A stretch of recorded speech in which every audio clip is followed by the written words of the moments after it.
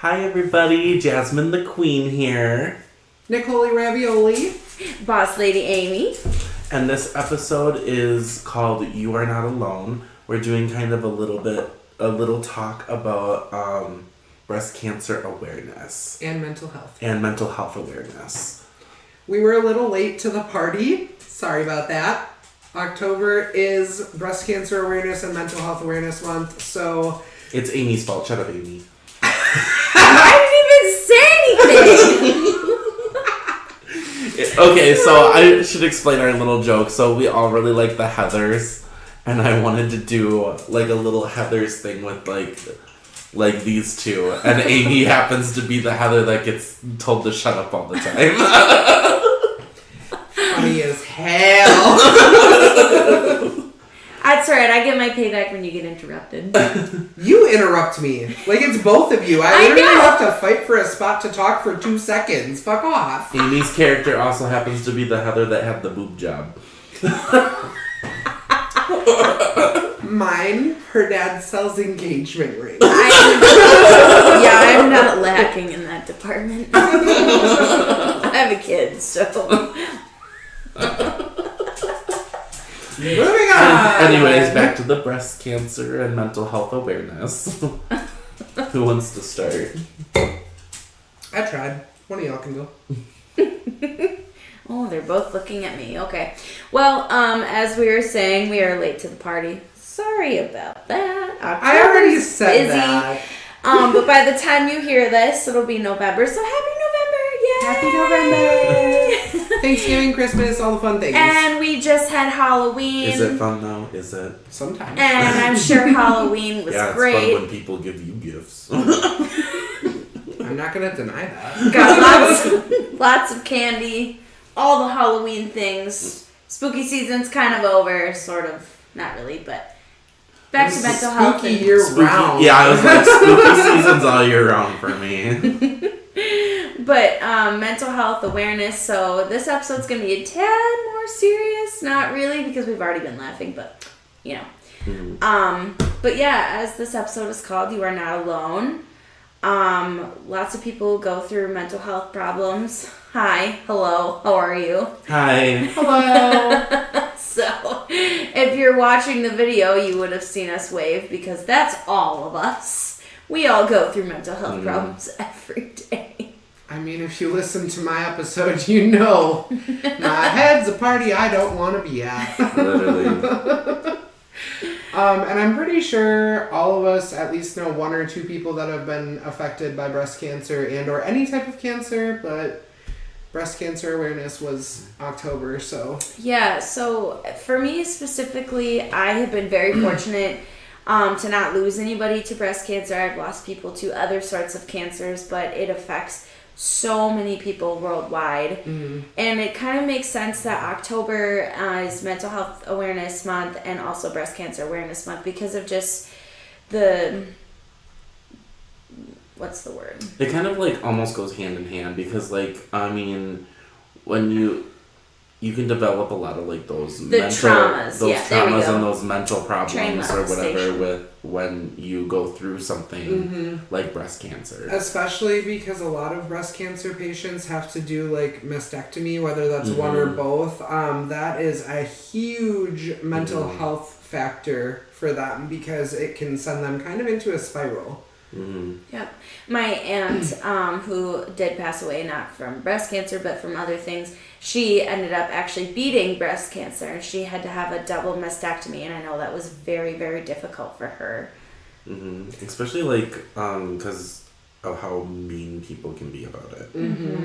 Like they don't take in consideration like what you've been going through. They just treat you like absolute garbage and make you feel bad about it.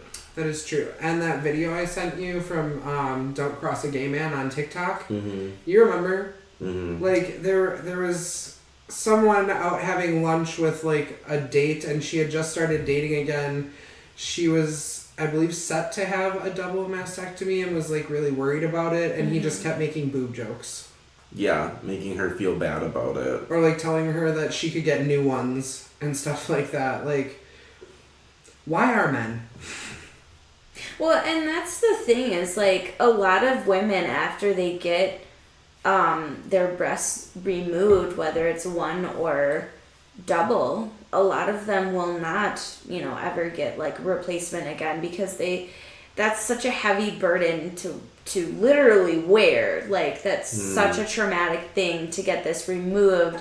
And then you're supposed to go and get an implant or, whatever they want. Like, no. You're going to wear your scars and you're going to wear them proud if that's the direction you're going. Yep.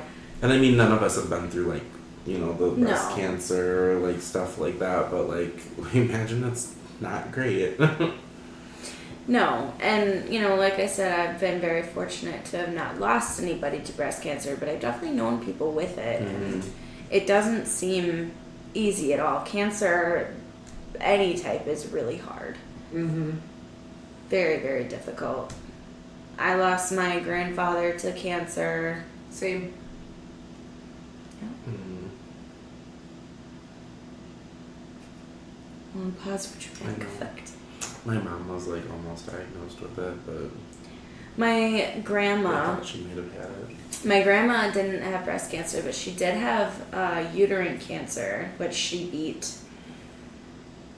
That was like a long time ago.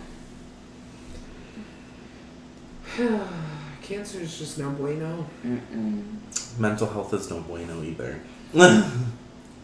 Not when it's in poor condition. Facts. I don't know, for me personally or whatever, it's usually like depression more than anything. Yeah.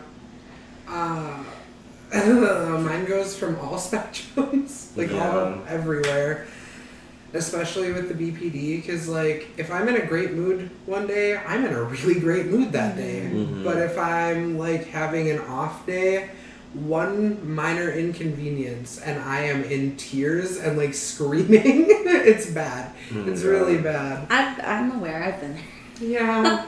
Or I get in those really pissy moods. I just don't want to, yeah. Yep. It's not fun to deal with. Yeah, no, it's not. I don't know if we've officially talked about my ADHD diagnosis on the podcast. I don't think so. I don't think so. So, for those of you who don't know, which I'm sure you figured it out by now, I was diagnosed as an adult with ADHD, specifically inattentive type.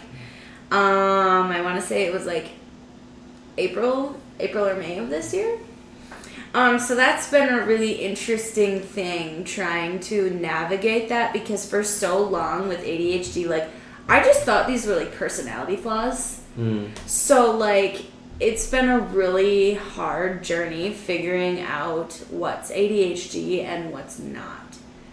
So that's kind of, like, where I've been at with my mental health. It's not so much depression or anxiety, it's the ADHD. Like, that's been a really hard one.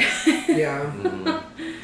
I got another friend that's got it way worse, though. And she's medicated. And she's well, they always run out of her medications. So. She wasn't medicated. Oh, yeah, she wasn't medicated because they don't have it in stock. Oh, Lord. Yeah, so I don't know why they don't ever have her medications, but then when she's unmedicated, she's like all over the place. It's so bad. I feel like that's kind of another thing we need to talk about, is how they don't have these medications readily available for the people that really do need them. Yeah, like she really needs them. It really does regulate her, and you can tell the difference big time. Also, if you're watching, love you. Yeah, we love you.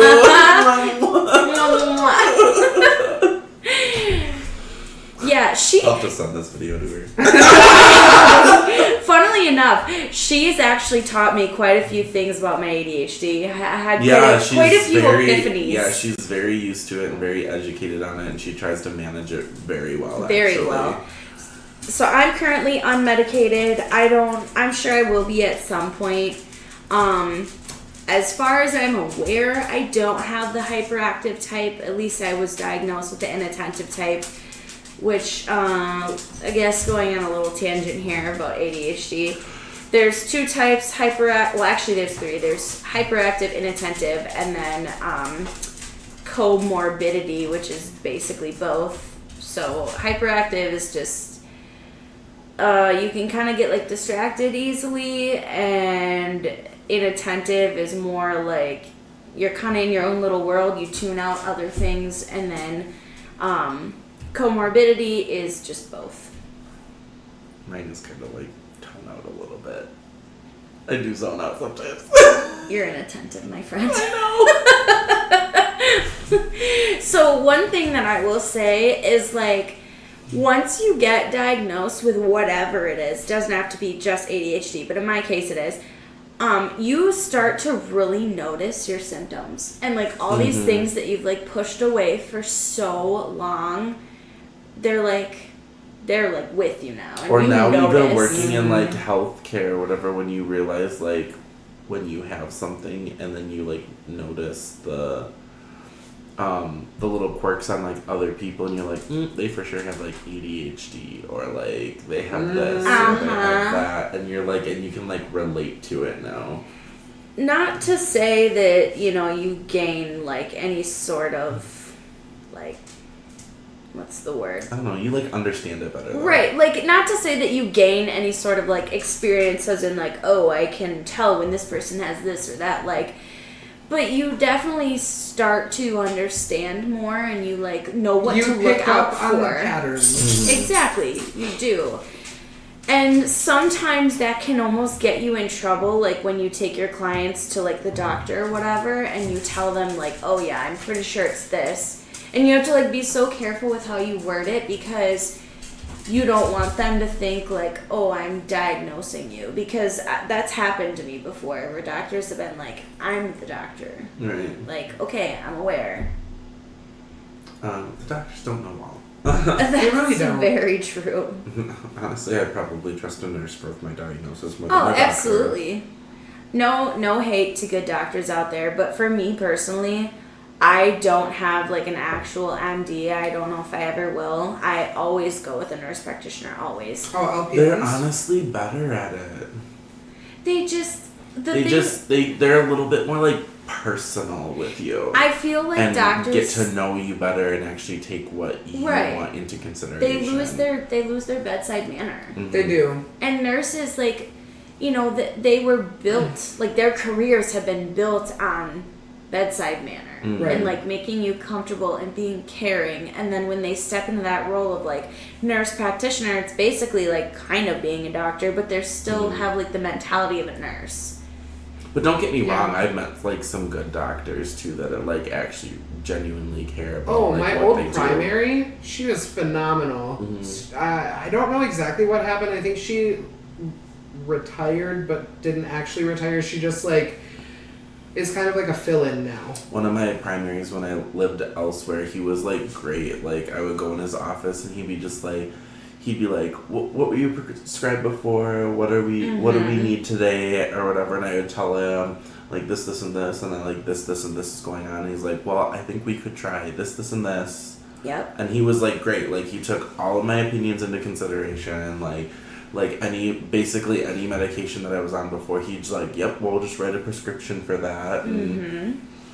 Also, I think we need to talk about the fact that like pharmacists are so underrated. Like they do not get the credit that they deserve. No. Absolutely, because if your doctor prescribes you a medication that has an interaction with another medication you're on, the pharmacist is the one that's like, hey, you need to find something different. Okay. Some of these pharmacists need to speed up a little bit though, because I get that they get busy and I get that it takes them a while to get meds, but I had meds one time called at like 7 in the morning and I didn't even go to pick them up till like, I don't know, like 8 o'clock at night, and it told me in my thing that they were all ready, and I got there and they had none of them. That's not great. Or like the most recent trip where it was like super early in the morning when we did it, and we went at like 5:30 and they weren't ready. I know, and that was another one that told me on the thing that it was ready and they weren't. And I'm like, need to switch pharmacies. Well, I just go through Walgreens. It literally doesn't matter easier. which pharmacy you go through, though. Like, sometimes they're on it, and other times they're just not. I've had too many problems with Walgreens. I refuse to go there for pharmacy. I get it, but like they usually put in a lot of like different discounts and stuff, and Yeah.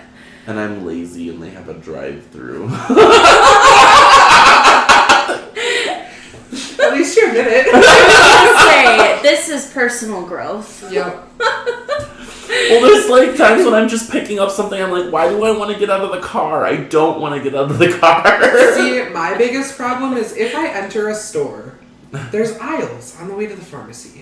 Oh, and some of those aisles I'm may just aware. so happen to have things that I really want. I'm aware, because when we went in, you stopped at 3 different aisles before we even got to the pharmacy. Facts.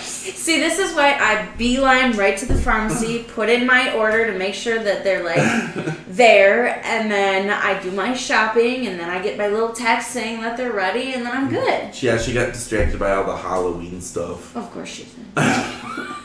Spooky. You're Okay, so another thing, if you haven't noticed, I'm the only official diagnosed one here, but we're like 99.99% sure all three of us have Yep. ADHD. We're all peas in a Yeah, pod. no, for sure.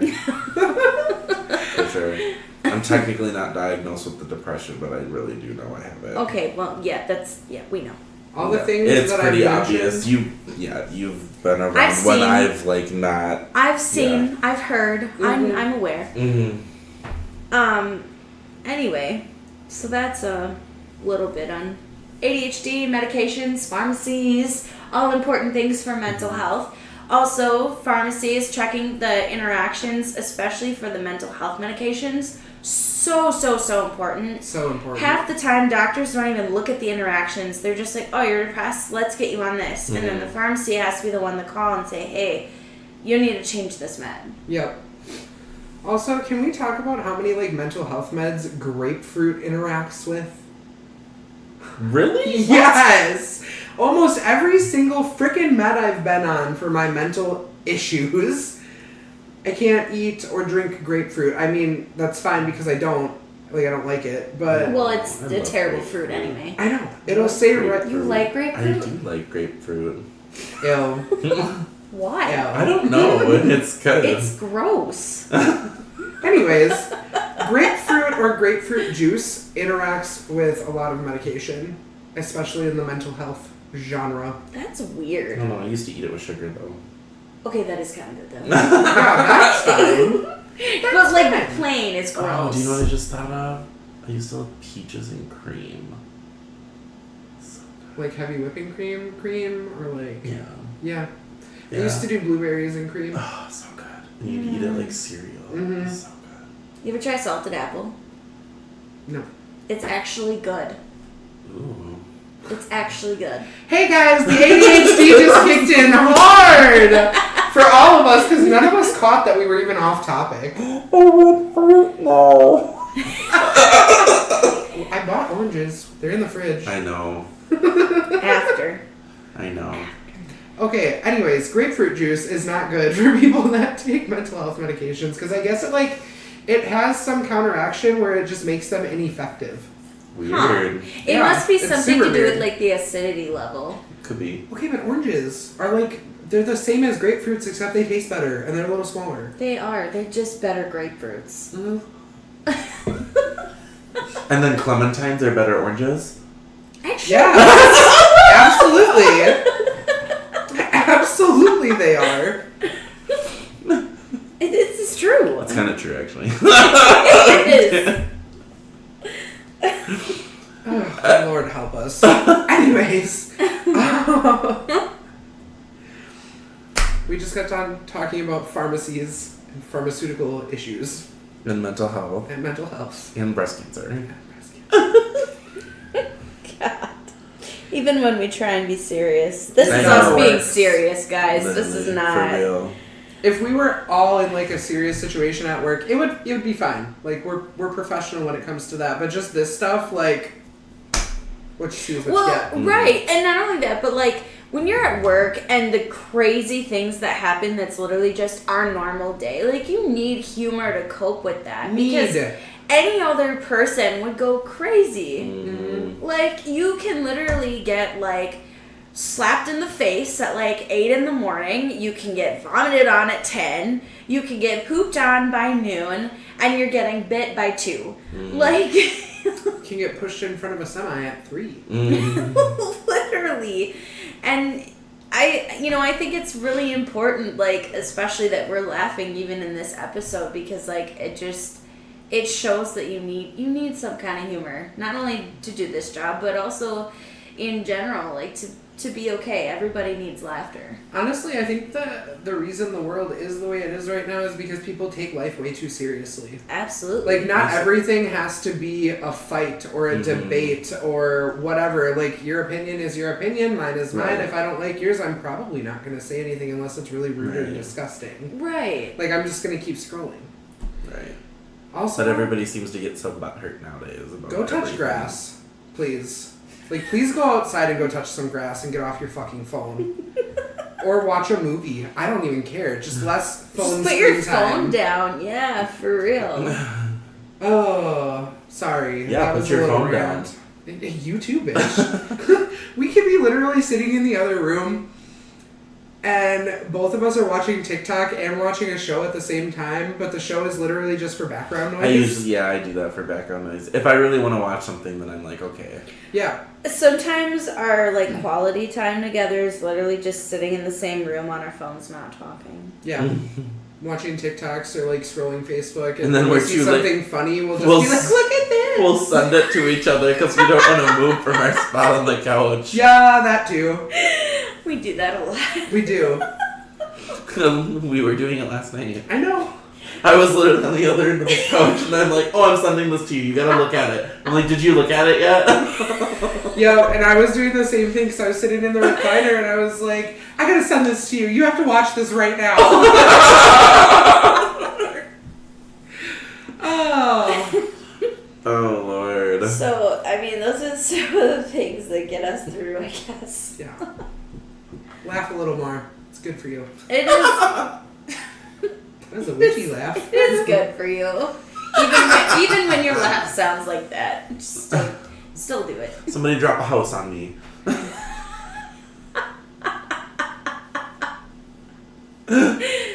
She's not impressed. No, I was fine, but like, it just took a second. Anyways, we're already losing the topic, so I think we're gonna wrap this up before we go off on more tangents. So don't forget to shout out our socials.